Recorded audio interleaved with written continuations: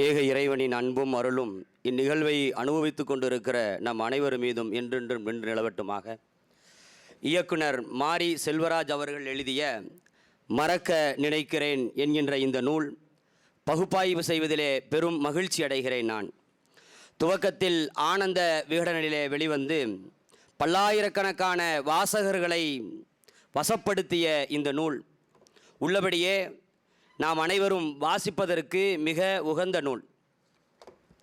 இந்த நூல் கதையல்ல, ஒரு சமூகத்தின் காயங்களையும் நினைவுகளையும் போராட்டங்களையும் நம் மனதில் பதித்து எழச் செய்கிற ஒரு அற்புதமான படைப்பு. இந்நூலில் ஒவ்வொரு நினைவும் ஒரு தனி மனிதனின் அனுபவமாக மட்டுமல்லாமல் ஒரு சமூகத்தின் வரலாற்று சுவடாகவும் வாசகனிடத்திலே பேசுகிறது. மேலும் இந்த நூல் சமூகத்தில் ஒடுக்கப்பட்டவர்களின் அனுபவங்கள், வறுமை, அவமானம், அன்பு, நம்பிக்கை, போராட்டம் போன்ற பல உணர்வுகளை வாசகன் வாசிப்பதற்கு நினைவூட்டக்கூடிய நூலாக அமையப்பெற்றிருக்கிறது. இந்த நூலின் வெற்றி வெறுமனே மொழியில் மட்டுமல்ல, வாசகனின் மனதில் அது எழுப்பும் கேள்விகளில் ஆழமாக பதிவு செய்திருக்கிறது. அந்த வகையில் மறக்கவே நினைக்கிறேன் என்கின்ற இந்த நூல் சிந்திக்கவும் செயலாற்றவும் ஒரு தூண்டுகோலாக அமையப்பெற்றிருக்கிறது.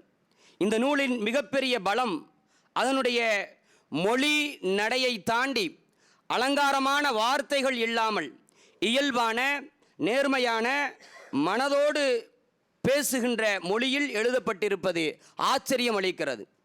வாசிக்கும் ஒவ்வொரு வாசகனுக்கும் இந்த அனுபவத்தை இந்த நூல் திறம்பட செயலாற்றுகிறது. ஒரு நல்ல நூல் என்பது நமக்கு பதில்களை மட்டும் தருவதல்ல, மாறாக புதிய கேள்விகளை எழுப்பக்கூடியதாக இருக்க வேண்டும்.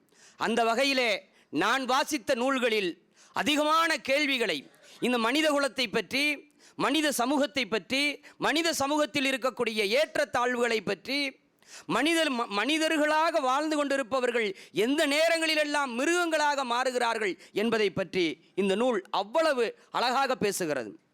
எனக்கு இந்த நூலில் மிகவும் பிடித்த அம்சம், தன்னுடைய வாழ்க்கையை இயக்குனர் மாரி செல்வராஜ் அவர்கள் எந்த விதமான போலித்தனமும் இல்லாமல் நேர்மையாக பதிவு செய்திருப்பதுதான் ஆகச் சிறந்ததாக என் பார்வையிலே படுகிறது. மறக்கவே நினைக்கிறேன் என்பது ஒரு புத்தகமாக நான் பார்க்கவில்லை, அது ஒரு காலத்தின் சாட்சியாக இருக்கிறது. 1980களில் துவங்கி கிட்டத்தட்ட 2010ஆம் ஆண்டுகள் வரை அந்த இடைப்பட்ட காலங்களிலே சமூகத்தினுடைய சாட்சியாக இந்த நூல் இருக்கிறது. ஆகையால் நாம் அனைவரும் வாசிப்போம், பயன்பெறுவோம். நன்றி.